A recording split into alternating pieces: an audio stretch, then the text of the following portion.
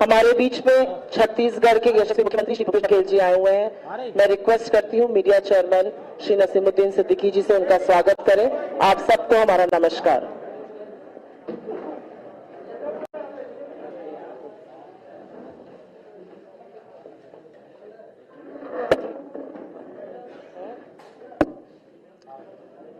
मंच पर बैठे छत्तीसगढ़ के आदरणीय मुख्यमंत्री श्री भूपेश बघेल जी और कांग्रेस पार्टी के सारे वरिष्ठ नेतागण, मीडिया से आए हुए पत्रकार बंधुओं, 5 राज्यों में चुनाव होने जा रहा है, उत्तर प्रदेश इंक्लूडेड, और ये बहुत महत्वपूर्ण चुनाव है। ये बहुत महत्वपूर्ण भूमिका जनता निभाएगी और इसीलिए एआईसीसी ने 7 श्वेत पत्र तैयार किए हैं, जिसको व्हाइट पेपर कहते हैं। और सबसे जरूरी श्वेत पत्र जो है वो कृषि पर है, एग्रीकल्चर पर है, क्योंकि जो शोषण और जो दोहन किसानों का पिछले 7.25 सालों में दिल्ली से सरकार से और करीब 5 सालों से उत्तर प्रदेश की सरकार से हुआ, ऐसा पहले कभी नहीं हुआ था। और मुझे लगता है कि किसानों की बात की अगर आज कोई नैतिकता से बात कर सकता है तो वो सिर्फ और सिर्फ छत्तीसगढ़ के मुख्यमंत्री श्री भूपेश बघेल जी कर सकते हैं, क्योंकि उन्होंने वहां पर बड़े कदम उठाए हैं, किसानों के हित में बड़ी भूमिका निभाई है, किसानों की भागीदारी और उनकी जिंदगी को बदलने के लिए। तो मैं सबसे पहले तो रिक्वेस्ट करती हूं और अनुरोध करती हूं कि हमारे मुख्यमंत्री साहब इसका अनावरण कर दें और उसके बाद वो इस पर जरूर कुछ बोलेंगे और आपके सवालों का जवाब देंगे।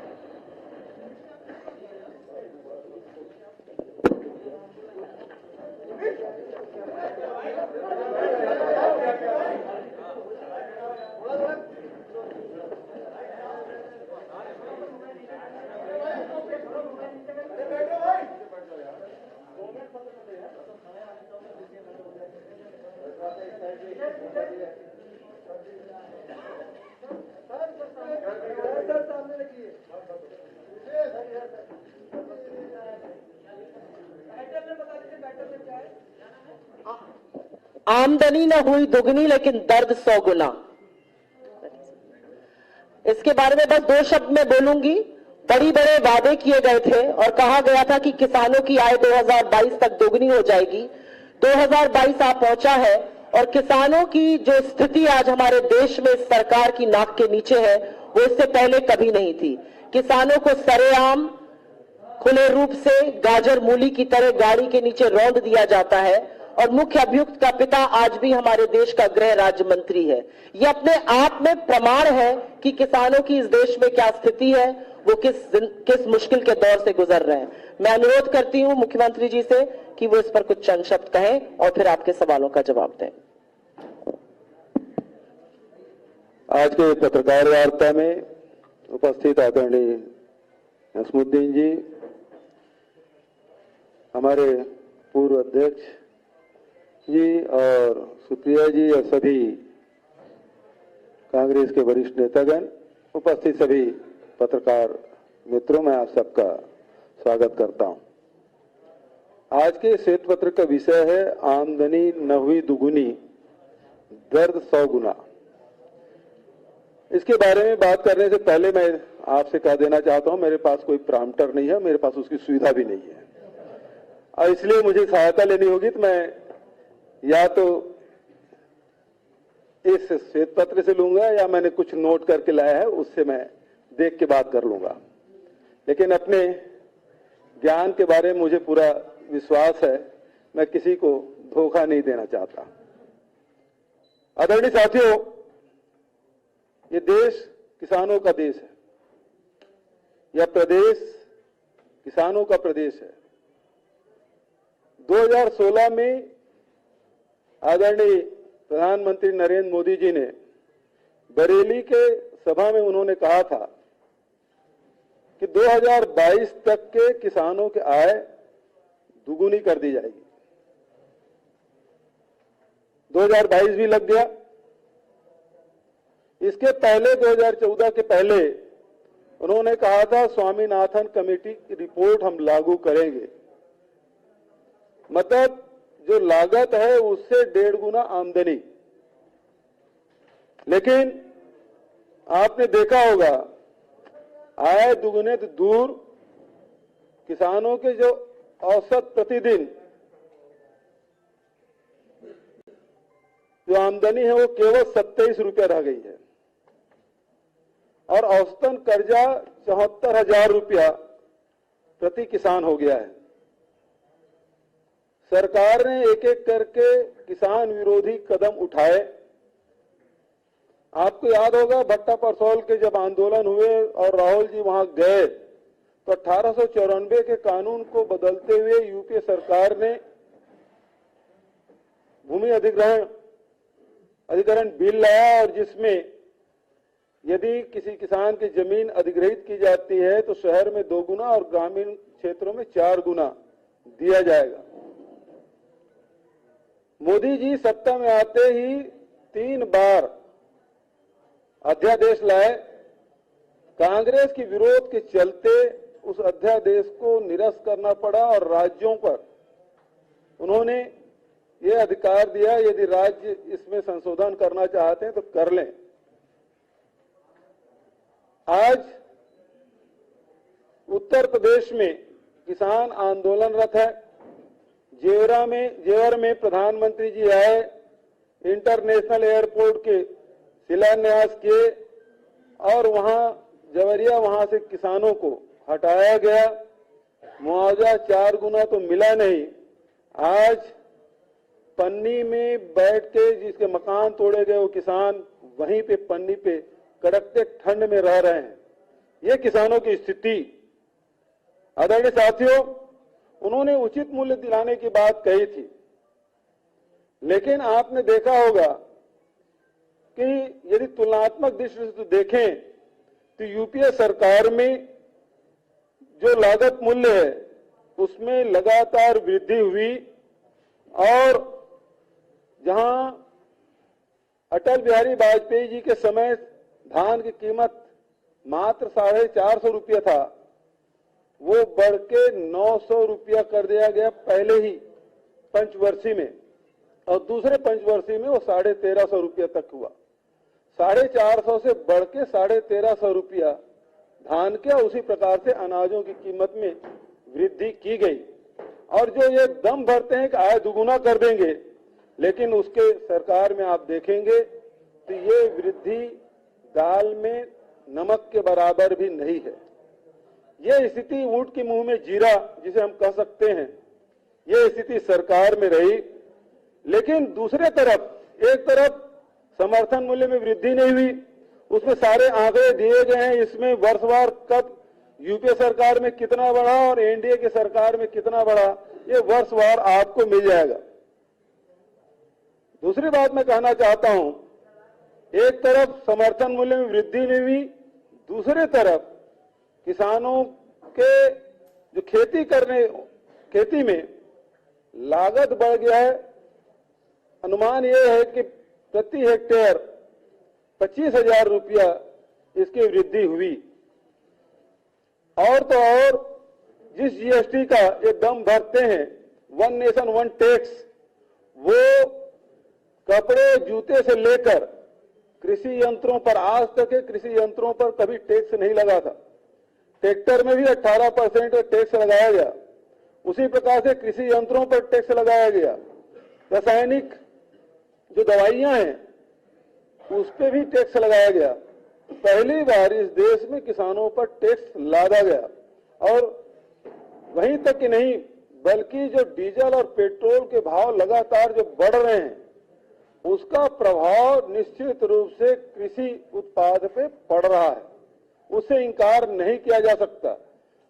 किसान खेत की जुताई से लेकर फसल के कटाई और ढुलाई तक, अमिजाई तक के आप हिसाब लगाएंगे तो डीजल बहुत ज्यादा लग रहा है और उसके हिसाब से जो कीमत में वृद्धि हुई है उसका लाभ, उसका नुकसान किसानों को उठाना पड़ रहा है। और यही कारण है कि उत्पादन लागत ज्यादा हो रहा है और आय में वृद्धि में कमी आई है।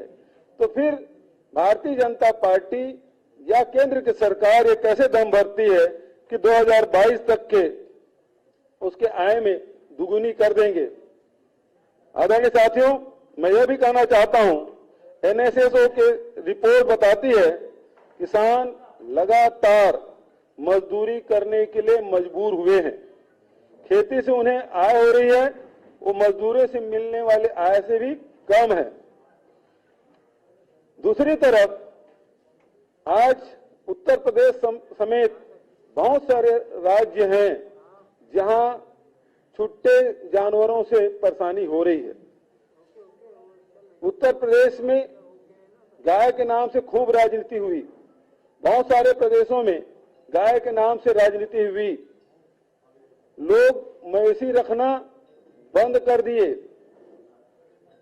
मवेशियों के क्रय विक्रय में भी अब लोग मवेशी बाजार में जाना बंद कर दिए, मवेशी बाजार लगना बंद हो गया। और ऐसी स्थिति में जानवर खुले में घूम रहे हैं और जिसका खामियाजा किसानों को उठाना पड़ रहा है। उत्तर प्रदेश के किसान या तो फेंसिंग कर रहे हैं या रत जगह करके अपने फसल को रखवाली कर रहे हैं और इसके कारण से भी कृषि लागत में जबरदस्त वृद्धि हुई है और फसल बचाने में किसान अब नाकाम होते जा रहे हैं। उसका सीधा असर उत्पादन पे पड़ रहा है और आज देख रहे हैं कि गौशाला खोल के सरकारी अनुदान देने के कारण से हम देखते हैं कि गौशाला में तो गायें मर रही है, दुबली होती जा रही हैं, लेकिन गौशाला चलाने वाले मोटे जरूर होते जा रहे हैं, उनके स्वास्थ्य में सुधार जरूर हो रहा है। आदरणीय साथियों, मैं यही कहना चाहता हूं कि आज किसान पूरे देश में आंदोलन कर रहे हैं कि एमएसपी में उनके अनाज खरीदे जाएं, चाहे वो गेहूं हो, चाहे वो धान हो, चाहे चना हो, चाहे तुअर हो, कोई भी प्रकार के फसल आज ये समर्थन मूल्य में खरीदी कहीं नहीं हो रही है, बाजार में भी नहीं हो रहा है, ना सरकार कर रही। एक दौर था जब इस देश में देश की जनसंख्या कम थी, उसके बावजूद भी कृषि उत्पादन उससे भी अधिक कम था और इस कारण से अनाज की भारी कमी हुई। और उस समय 70 के दशक में इंदिरा जी ने आह्वान किया था किसानों से और हरित क्रांति अभियान उन्होंने चलाया, तो इंदिरा जी और देश के किसानों ने मिलकर अनाज के मामले में देश को आत्मनिर्भर किया और ये अन्नदाता इतना मेहनत किए कि आज 130-35 करोड़ की जनसंख्या वाले देश में यदि 3 साल भी सूखा पड़ जाए तो 3 साल के लिए देश में अनाज पर्याप्त मात्रा में है। ये अन्नदाताओं ने कर दिखाया और उस समय समर्थन मूल्य से ज्यादा बिकता था और यदि कम बिकता था तो भारत सरकार समर्थन मूल्य में खरीदी की व्यवस्था करती रही। आज स्थिति ये है उत्पादन नए टेक्नोलॉजी है, हमारे वैज्ञानिकों ने नए नए बीज आविष्कार किए और उसका परिणाम ये हुआ कि उत्पादन लगातार उसमें वृद्धि हुई। लेकिन आज भारत सरकार हाथ खड़ा कर दी, 14 महीने आंदोलन करने के बाद भी किसानों को एमएसपी की गारंटी नहीं दी जा रही है। ये दुर्भाग्य है इस देश के अन्नदाताओं का, ये दुर्भाग्य इस देश का कि अन्नदाताओं के मेहनत का सम्मान ये सरकार नहीं कर पा रही है। इस सरकार को आज एक समय था जब अनाज की कमी थी, उस चुनौती को भारत सरकार ने स्वीकार किया, अन्नदाताओं ने स्वीकार किया। आज चुनौती ये है कि अनाज की अधिकता हो गई, लेकिन भारत सरकार ये लगातार प्रयास कर रही कि किसान अनाज कम से कम उत्पादन करे और इस कारण से कृषि लागत में वृद्धि, दूसरे तरफ उत्पादन की उसमें कीमत नहीं मिलना और तीसरा आज भारत सरकार डीएपी और यूरिया जैसे खाद भी उपलब्ध नहीं करा पा रही। आज डीएपी जो 1200 रुपये कीमत, उसे पिछले समय जून महीने में 1900 रुपये कर दिया गया था। देश भर में जब इसका विरोध हुआ तो फिर से 1200 रुपये कर दिया, लेकिन आज सोसाइटियों में ब्लैक में ये 1500 से 2200 रुपया प्रति बोरी के हिसाब से मिल रहा है। तो ये स्थिति आज है। किसानों को हर स्थिति में दबाने की कोशिश, अन्नदाताओं को हर स्थिति में कुचलने की कोशिश और उसके जीता जागता उदाहरण आपने लखीमपुर खीरी में आपने देखा कि मंत्री के पुत्र ने किस प्रकार से किसानों की छाती पे गाड़ी चढ़ाकर उन्हें रौंदा और कुचला और ये बताया कि अन्नदाताओं का हश्र यही होने वाला है। लेकिन मैं कहना चाहता हूं दोस्तों कि उपचुनाव हुए हिमाचल प्रदेश में भी और वहां लोकसभा सहित 3 विधानसभा में जहां भारतीय जनता पार्टी को उन्होंने सबक सिखाया, दूसरे दिन 5 रुपया और पेट्रोल में और 10 रुपया डीजल में कमी आई। इसका अर्थ यही है कि आपको महंगाई से निजात पाना है, आपको यदि किसान के अन्नदाताओं के फसल का लाभ दिलाना है तो निश्चित रूप से इस सरकार को अपदस्थ करना होगा और ये इन सवालों के उत्तर प्रदेश के किसान जरूर देंगे, ऐसा मैं विश्वास करता हूं। जी, मैं 1 मिनट आपसे रिक्वेस्ट कर लूं, पहले इस विषय पर अगर सवाल हो तो वो पूछ लेंगे। जी बोलिए।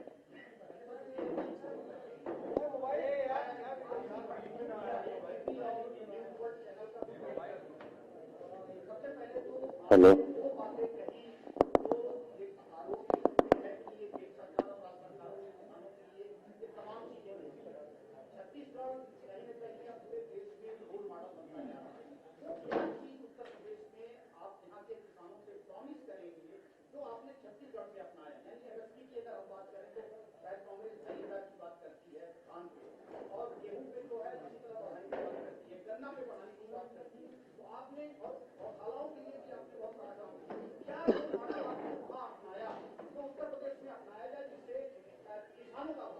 देखिए, किसानों के भला करने के लिए 2-3 कदम उठाने पड़ेंगे। जैसे 2018 के चुनाव के पहले राहुल जी हमारे यहाँ आए थे और उन्होंने कहा था किसानों की ऋण माफी करेंगे। तो सबसे पहली बात यह है कि किसानों के सर से जो ऋण का बोझ है उसे उतारना होगा।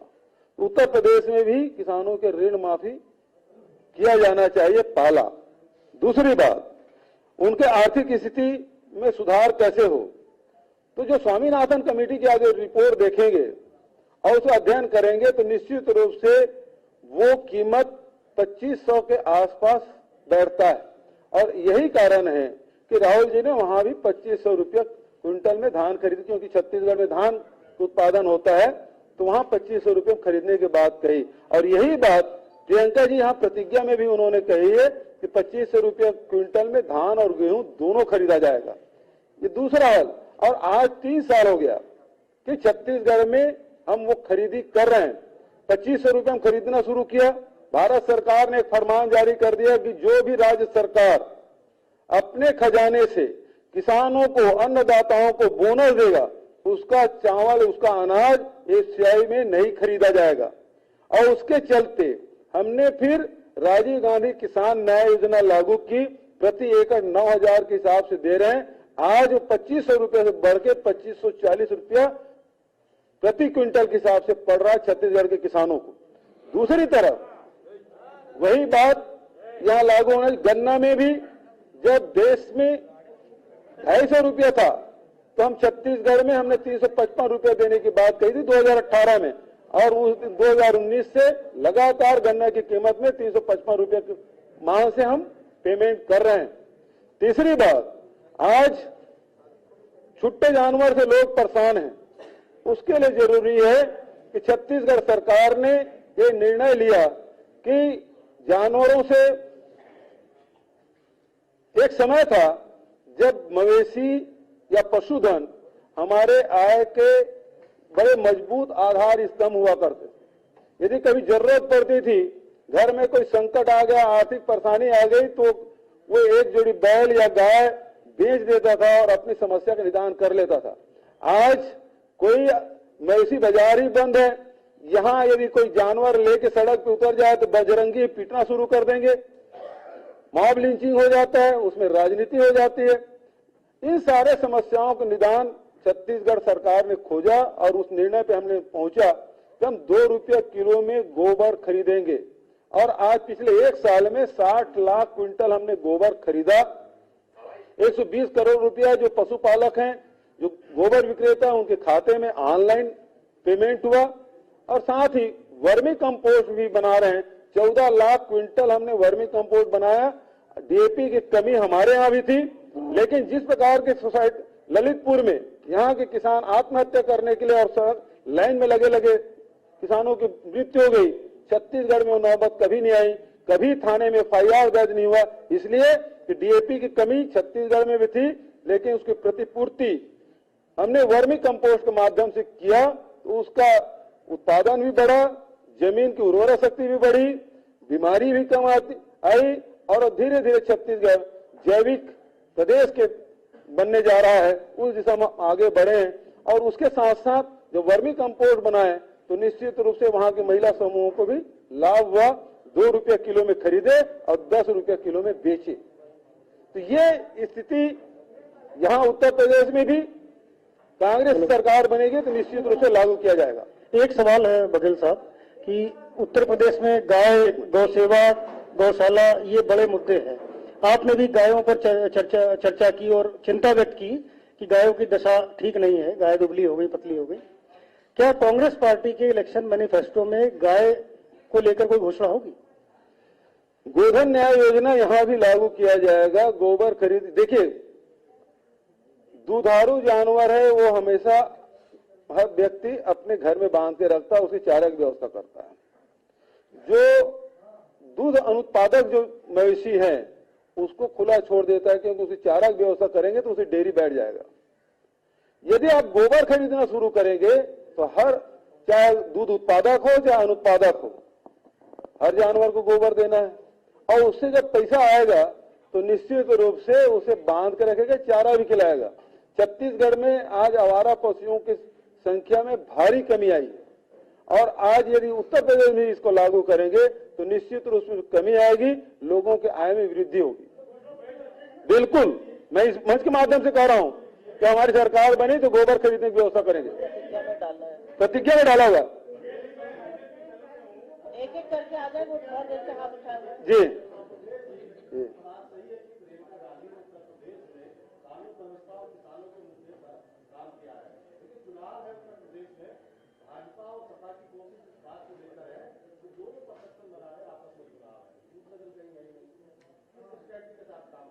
देखिए, एक बात आप समझ लीजिए कि उत्तर प्रदेश में हर समय हर चुनाव में एक नया उत्तर देते आया है। कभी सामाजिक न्याय की बात हुई, कभी दलितों की बात हुई तो मायावती जी और मुलायम सिंह जी, अखिलेश यादव जी आए। धर्म आधारित राजनीति हुई तो योगी आदित्यनाथ जी आ गए। लेकिन आज संकट का दौर है, हर परिवार महंगाई से, बेरोजगारी से त्रस्त है और आज अपने समस्याओं को उत्तर ढूंढना चाहते थे। ये दोनों दल इसका उत्तर नहीं दे रहे हैं, ये एक दूसरे के पीठ खुजाने का काम कर रहे हैं। और जबकि सही मायने में उत्तर कांग्रेस के पास है, जिसका नेतृत्व प्रियंका जी कर रहे हैं और लगातार किसानों के, दलितों के, महिलाओं के अत्याचार के खिलाफ लड़ाई लड़ रही हैं। और सारी जो हमारी प्रतिज्ञाएं हैं उसमें आप देखेंगे उन सारी समस्याओं का हल आपको मिलेगा। और इसी कारण से आम जनता है वो कांग्रेस की ओर बहुत ही उम्मीद भरी निगाहों से देख रहा। जी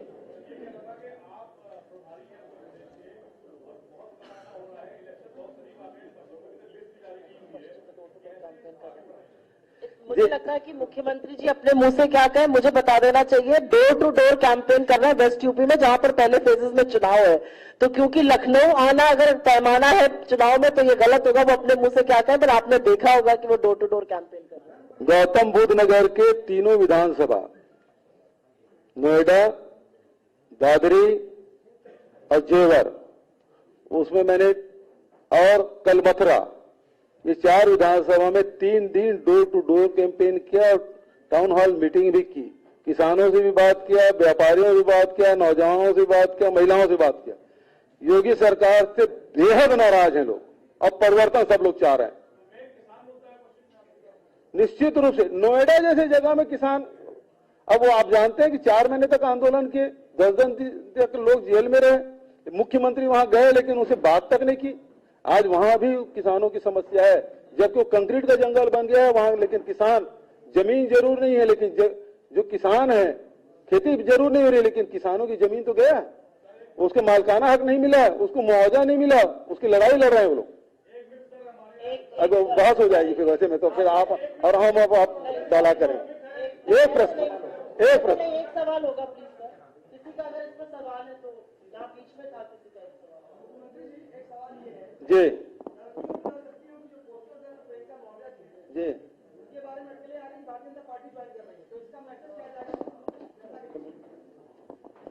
अगर आपकी अनुमति हो तो लड़की होने के नाते मैं इसका जवाब दे देती हूँ। ऐसा है कि लड़की हूं लड़ सकती हूं को सिर्फ एक राजनीतिक नारा बनाकर जो हमारे प्रतिद्वंदी देख रहे हैं वो लड़कियों का अपमान है। कोई ये आजाद देश है, कोई कहीं जा सकता है, लेकिन शायद किसी को भी ये सोचना चाहिए कि लड़कियों का सम्मान और वादे को पूरा करने का काम अगर कोई करता है तो वो कांग्रेस पार्टी करती है। हमने 40% टिकट कहे थे महिलाओं को, अपनी पहली सूची में 125 कैंडिडेट में से 50 महिलाओं को हमने टिकट दिया है। हर व्यक्ति को टिकट देना संभव नहीं है, तो जरूर किसी को गुस्सा लग सकता है, बुरा लग सकता है, लेकिन कहीं पर भी जाने से पहले महिलाओं की स्थिति जो भारतीय जनता पार्टी या अन्य किसी पार्टी में उसका आकलन करना जरूरी है। योगी जी के मुख्यमंत्री रहते हुए हाथरस से लेकर शाहजहांपुर और उन्नाव जैसी घटनाएं हुई हैं। उनकी 35 से ज्यादा विधायक है और एक भी औरत को वो कैबिनेट मंत्री बनाने लायक नहीं समझते हैं। उनकी एक भी मंत्री, 3 मंत्री है उनकी सरकार में, एक भी मंत्री एक शब्द नहीं बोलती है जब महिलाओं का अपमान होता है। अगर कोई ऐसी पार्टी ज्वाइन करना चाहता है तो मुझे उनके विवेक पर तरस आता है। मुझे लगता है कि एक और सवाल लेंगे मुख्यमंत्री जी से, उसके बाद खत्म करेंगे।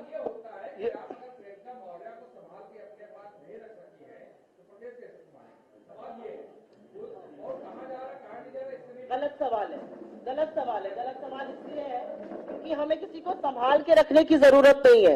मुझे ऐसा लगता है कि राजनीति में अपेक्षाएं होती है, राजनीति में महत्वाकांक्षा होती है, लेकिन राजनीति में सबसे बड़ी बात आइडियोलॉजी की भी होती है। अगर कोई कांग्रेस में रहने के बाद भाजपा ज्वाइन कर सकता है तो उसकी आइडियोलॉजी पर सवाल उठाना मेरा काम है इस मंच से। खैर ये विषय मेरा और आपका वाद विवाद का विषय नहीं है, मुख्यमंत्री जी से सवाल लेना चाहिए। मैं समझता हूं कि अब विषयांतर हो रहे हैं। यदि इसमें किसानों के मुद्दे पर कोई सवाल करना चाहे तो स्वागत है। हम इस पर सवाल लेंगे, हम इस पर सवाल लेंगे, प्लीज विषयांतर मत होइए। We will not answer this question from this stage. We will not answer this question from this stage, sir. We can take it offline. No, we will know. If you have a question on this, no. अभी ये विशेष रूप से ये किसानों के आमदनी के विषय में आयोजित किया गया है, जिससे संबंधित कोई सवाल है। एक सवाल स्वागत करूंगा। एक सवाल है कि आप लोग सरकार की मुखालफत कर रहे हैं, फैसलों पर सवाल खड़े कर रहे हैं, लेकिन उत्तर प्रदेश में जो मुख्य विपक्ष है उसके तौर पर कांग्रेस पार्टी क्यों नहीं नजर आ पा रही है? समाजवादी पार्टी विकल्प क्यों नजर आती है? कांग्रेस पार्टी क्यों नहीं मुख्य विपक्षी दल बन पा रहा है? देखिए, इस समय निश्चित रूप से कांग्रेस के प्रति लोगों का रुझान बढ़ा है। कांग्रेस ने इस बीच में प्रियंका जी के नेतृत्व में संगठन का ढांचा भी खड़ा किया है और मुद्दों को एड्रेस भी किया है, और इस कारण से यहाँ की जनता कांग्रेस के प्रति बड़े आशान्वित है। ठीक है, थैंक यू, धन्यवाद।